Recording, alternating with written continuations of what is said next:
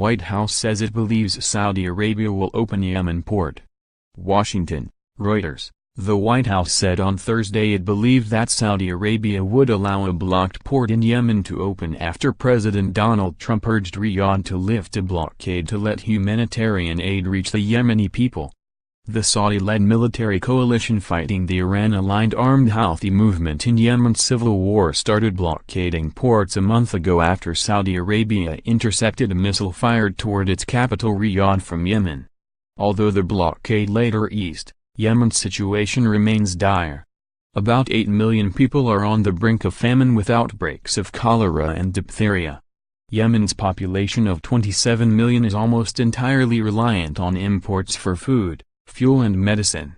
I believe there are actions that are taking place for a port to open and will keep you posted as those details become more available, White House spokeswoman Sarah Sanders told reporters.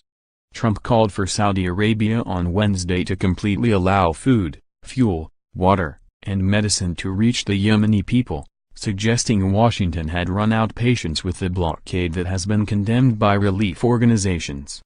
Progress has not been seen yet, but we hope that advocacy and those strong messages will open up the port from being a partially open port to being a fully open port. Jamie McGoldrick, United Nations humanitarian coordinator in Yemen, told reporters in New York.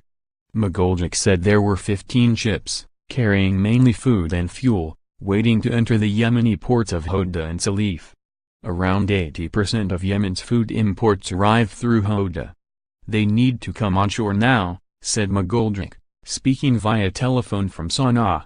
There are some boats which are offshore which have been cleared by Riyadh already. We see no reason why they should not be able to come onshore now.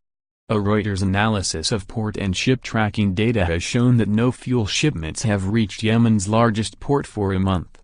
What we have got right now is food trickling into Yemen through the various ports, but we can't get it to the people without the fuel, McGoldrick said.